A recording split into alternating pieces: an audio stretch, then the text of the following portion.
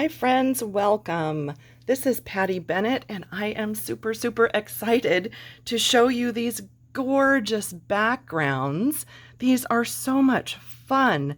They are created with Stampin Up! Stampin Blends markers. These are alcohol markers and they create these amazing backgrounds. Thank you for joining me. If you are a first-time viewer, welcome. This is Patty Bennett, and I blog at pattystamps.com. Here's my blog. And if you're looking for the details and the colors I used and the samples I'm going to show you, you'll find them at pattystamps.com on June 19th, 2021. So thank you again for joining me, and let's look at some more of these samples. And I have 8 finished cards to show you, and then we're going to create 2 different backgrounds like this so that you can see 2 different color combinations. When I first started doing this, I had watched a couple of videos on YouTube, and I really wasn't sure how I wanted to proceed. This was just my very first test. You can see it's some bright magenta pinks and purples, and I just did a strip of vellum, and I just got kind of some big blobs. They're very pretty, and I thought, well, let's keep going with this. So this was my second one, a little more detailed, a few more blobs, and I started to add Wink of Stella. If you're not familiar with that, it's a glimmer pen, and I will be showing you how to use that. But do you see the different areas of glimmer? That's what I decided to start adding to my project, which I think makes it a little different than some of the others that I saw on YouTube. Now, there is no right and wrong way to create these. What I'm showing you today is what I discovered that I like to do, and I have been using a spritzer bottle. So I'm going to show you that, how I created these with a spritzer bottle with a paintbrush or a water painter and the Wink of Stella. This one you can see has more of the darker, moodier kind of purples and Bermuda Bay and Highland Heather. This one, Tammy and I were creating together, and we decided to call this Cotton Candy. I love this. Doesn't it look like cotton candy? This one I did several in the blues and greens, and it was so that I could make some sea life cards. I'll show you those in a minute. Do you see that sparkle? Isn't this beautiful?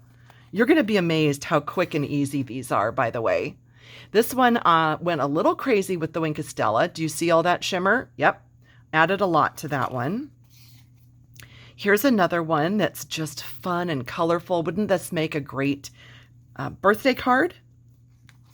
And then one more that we were calling Cotton Candy with just those really fun colors, bright colors. So like I said, I'm going to create a couple of these for you, and then I'm going to show you 8 finished card samples that I created using this technique. So first, we're going to do this one that we were calling Cotton Candy. Doesn't it just look like cotton candy to you? I don't know. It does to me. A couple of notes about setting up for using this technique, and I'm pretty zoomed in here so that you can see. I have this mat here is one of those craft mats so that nothing will stick to it, and also it's protecting my work surface since I'm going to be using this little jar of alcohol right here, as well as kind of spritzing and using different mediums here. I don't want to get my tabletop dirty or wet, so just so you know, you want to protect your area. Then I just have a stack here of, I call it the back sides. You know, when you run something, you print something on your computer and you just have extras that maybe you don't need the 3rd page of something or it printed wrong. So that's just what this is. It's just extra copy paper that has something printed on the other side. Okay, so that's the how-tos here, what you're going to do to protect it. So I have my piece of cardstock vellum, Stampin' Up! Cardstock vellum, and the colors that we used for this cotton candy look are dark Daffodil Delight, dark polished pink, dark Granny Apple Green, and dark Bermuda Bay. So those are the colors. If you want to experiment with lighter colors, you can, but you will get really a very light outcome. I did not take a lot of care or time to think about where my scribbles are. You can see I'm just doing scribbles kind of wherever. The more random, the better. And if you have a marker that has really kind of a used up tip, maybe something that's kind of smashed and you don't want to use it anymore to color your outline images, this is a great technique to use, because if your tip is all frayed or kind of half dry, you can totally still do this technique. So my first step is that I have this spray bottle. It was a hair product. I have filled it with rubbing alcohol. Now I used the 91%. If you can get 90, 91, or 99, that is your best bet for this technique.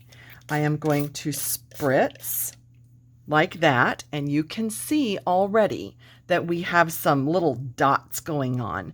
That is the ink reacting to the alcohol. Isn't that fun? I mean, like, already it's really cool. So then what you're going to do is take a paintbrush or a water painter. I don't have anything in my tube. I'm just dipping it in a little jar of the same alcohol. And I start with the lightest color and I dab. So I'm going to dab in all of those Daffodil Delight areas. And all I want to do is kind of disperse that ink a bit. I'm going to wipe off as much of that yellow as I can, get some more alcohol on there. Then I'm going to go to the pink. And I'm just holding it down here on the left side just so that this doesn't curl up too much. It's still going to curl a bit, but not quite as much as if I were letting it loose. Okay, then I'm going to go to the green. So what you don't want to do is just like all over like that. You do not want to do that, because then you're just going to get all the colors all mushed together, and that is not something you want to do. Now I'm going to go to my blue. I think that was our Bermuda Bay. And what's really cool is that when you have these great colors together, and you can see that the blue and the pink is going to make purple, the blue and the yellow is going to make green, and that is fabulous. You want that to happen because that'll give you some extra color.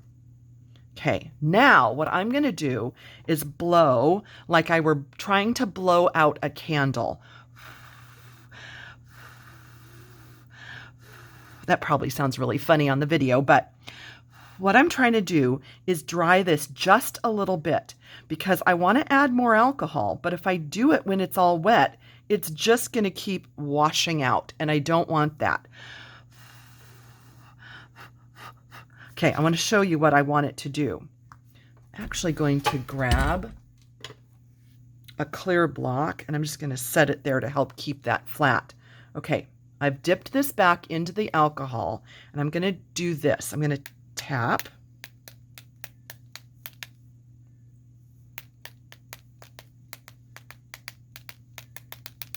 Can you see what it's doing? Is this just, let me lift this. I think I can lift it for you. Look at all those fun spots and splotches. That's the end game here. That's what you want it to do. So I'm going to just try to flatten it again a little bit for you so that you can see. And if you wanted to stop right here, you could just stop right here. The number one rule with this alcohol ink background technique is there are no rules. You can do whatever you want. So now, let's see, I don't want to make you dizzy. I'm shaking up my Wink of Stella pen. And I'm just going to squeeze it so that you can see I'm getting the glimmer to start flowing. And I'm going to do the same thing where I tapped And this is going to give me little speckles of shimmer.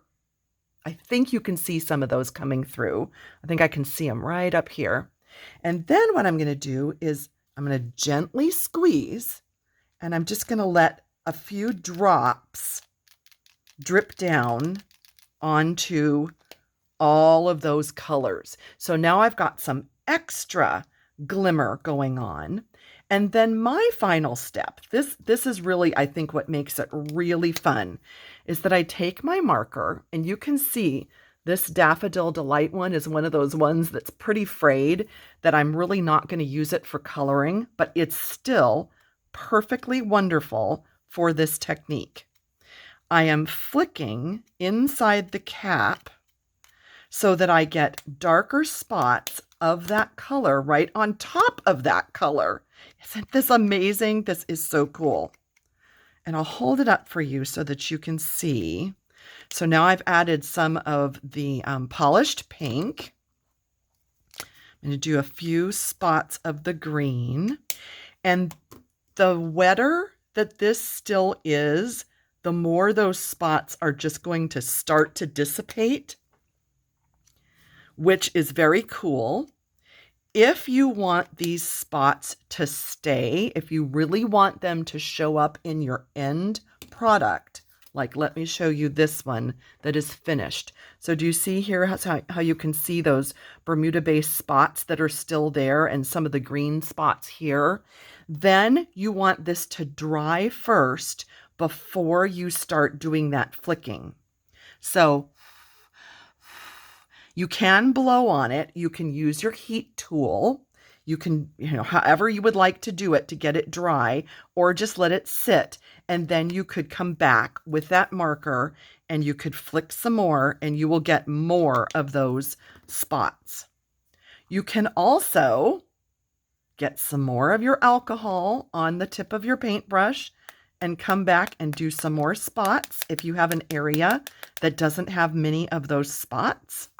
You can also come back in with that Wink of Stella and either shake it on there or splatter it like this.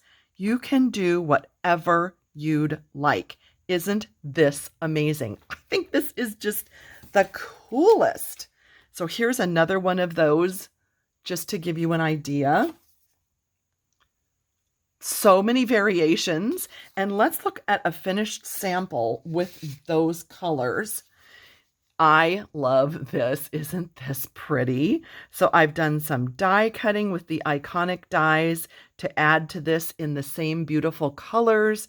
And then I've added a tag just to help set off those flowers, because if I put those flowers right against that background, then they're going to kind of disappear. So I wanted a little white there and added a greeting, some in-color jewels, and just a little bit of ribbon.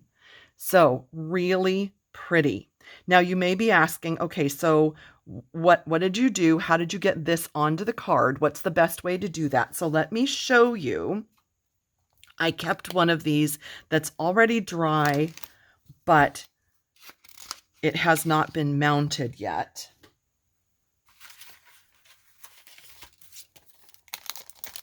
So in here, I have this piece. It's not the exact same colors, but you can see that it's the same idea. And it's just the vellum. The back is actually really pretty too. And I wanted to show you before I mounted this one, look how gorgeous when you put it on the white, all of a sudden the colors just pop. Beautiful, beautiful. But you could also select sort of a complementary color and really enhance a color. So let's just look at that difference again. If I slip the white under there, you can see the difference. And it's totally up to you. You could do this however you'd like. Really, really different, really fun, different ways. And then you can either use the adhesive sheets. This is the Stampin' Up! Adhesive sheet. It is a 6x12 sheet in the package. You can peel this off and stick it to the back of the vellum, peel off that backing and stick it onto your white. or you can use an adhesive. I preferred the Stampin' Seal, and I found, thanks to Tammy's suggestion, that if I use my silicone craft sheet, I can go just right up to the edges, and I'll show you what I'm going to do. I'm going to fold that excess under. You want to give it kind of a, a good covering. Now see this part that hung over, it didn't stick to the craft sheet, which is the idea, but I can just kind of fold that under so that it doesn't hang out. And if you take a little more time than I did, you could probably get it to just go right along the edge so that we have that as our finished product. And then I'm going to put it onto the basic white. Depending on the size that you made your vellum and the size of your cardstock, you may get a border like this. You may want to trim it down in your trimmer. Doesn't really matter. It's just however you'd like to do it. And then something like this die cut where I have put adhesive on the back, if you lay it on here, it just really pops. And I wanted to show you, so the adhesive sheets have sections. So when you start to pull off those sections, and I've shown you this before, but if you might not have seen the previous video, do you see how it pulled out those extra little pieces inside? It's really nice. You don't have to worry so much about popping out all those little pieces. So if you just peel off those backing pieces in their sections, I'll just scoot those out of the way. Now what you basically have is a big sticker. I'm going to get that one last piece out. And then this makes it really easy to apply to your project. And what I like to do is take a bone folder and just make sure that that really gets stuck down. And then that is just a fabulous way to use these background sheets, because then you have this nice white pop of color on there. And you can just add that onto your folded card, add a ribbon, add a greeting, whatever you would like to do to finish off that card. Let's look at a finished sample that has that same idea. This is one with kind of the pinks and purples, but that same die cut. And that die cut, if you're wondering, is from the Artistic Dies. So that set looks like this, and I've just used this big piece here for that card. And I made a frame using the stitched rectangle dies just to put over kind of those raw, not raw, but the edges like this. So it hid the white edge around there, but totally optional. You don't have to do that. I just thought that would be sort of a fun technique. So that's a finished card with that one. Let's look at a couple of other finished cards before we do our last sample. So kind of keeping with the bright pinks and whatnot, this one I also die cut with the Iconic dies. Let's look at that set. Here's the Iconic dies. And so I used these two flowers and these two leaves. Oh, actually, I didn't use the leaves on this one. I used them on the other samples. I think we looked at this one already. Yeah, we did. So the leaves are on this one. So two sort of similar. I love this set. It's called Biggest Wish. It's my favorite greeting set. I just love how big and bold that is. And here we have a scalloped contour die on that one. I love those two cards. Here's another one, a little bit similar with those same beautiful bright colors. And since we had so much of this beautiful gold shimmer, I decided to add this gold paper. And this is the new gold metallic paper. It's kind of got a brushed finish. Can you see? I think you can see that. And then I added just a tag there to break up the color a little bit and also use that Biggest Wish set. Okay, let's do one more and then we'll go on to a blue and green sample. So this one, I was unsure about this color combination, but I think it turned out really neat. It's the heather, and I believe, oh dear, which, now I don't remember. It'll be on my blog post coming up in a week or so. I'll list the colors and the green, but I thought this was really interesting with the succulent dye, the potted succulent dye, because it's sort of that color range of succulents. I think that turned out neat. You know what? I think, let me just grab this marker. I'm pretty sure. Yeah, Dark Blackberry Bliss. That's what this one was. Blackberry Bliss, Highland Heather, and Granny Apple Green, with a couple of spritzes from our Bermuda Bay marker. So that's what that one was. Okay, let's do one more real quick, just so that you can see the difference when you use some other colors. And I thought before I showed you those Sea Life samples, we would use some of the colors that I used in my Sea Life samples. So we are going to do dark balmy blue. And that's a pretty light color. It's not going to show a lot in the finished sample. Then I have light and dark shaded spruce. Now, you can take your time and you can like really kind of be an artist at coloring in all these spots, or you can do it like me and do it super fast and just get it done and get the color on there and see what you get. If you prefer a more controlled sample of finished colors and spots of color, then by all means take your time and do more coloring in specific spots. If you're like me, you just want to get this done and you just want to have some fun with it and just play around with it, then you can just go ahead and just add your color in splotches like I did all over. So I'm starting with that lighter blue, and then I can just move to the darker blue without rinsing off my brush. But I am going to rinse my brush before I go to the purple or the green, because I don't want to muddy those colors. Actually, that's funny. I said purple, but did you notice this was actually the light Misty Moonlight, and it does have a purple tinge to it when you add the alcohol. It's interesting, isn't it? Okay, let's go to the green, and that was shaded spruce on the green.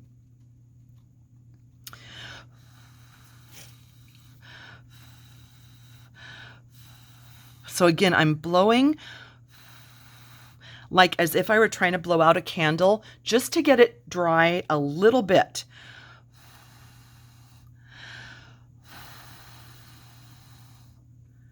Getting a little lightheaded there. Do be careful with the blowing and the alcohol. You want to make sure you have a fan on or a window open. I've got a fan on in here. Okay, now I'm going to splash with my alcohol. Oh my gosh, I think this is the most fun step. Can you see that? All of those amazing, really cool little spots that just showed up. Like, that's my favorite part right there. I think that is just, so cool. And then I'm just going to get a little bit of my Wink of Stella going so that it's on the tip.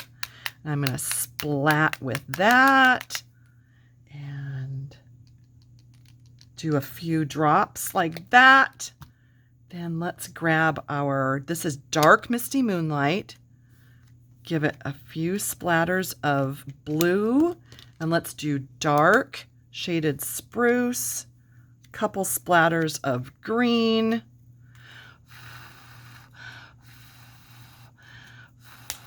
Is that just like fantastic?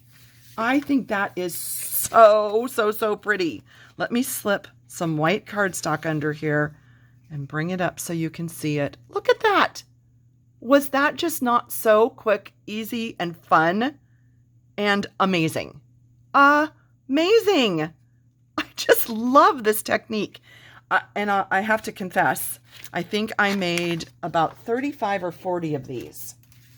for backgrounds. So let's look at some of the other finished cards that I created with this technique and the blues and greens.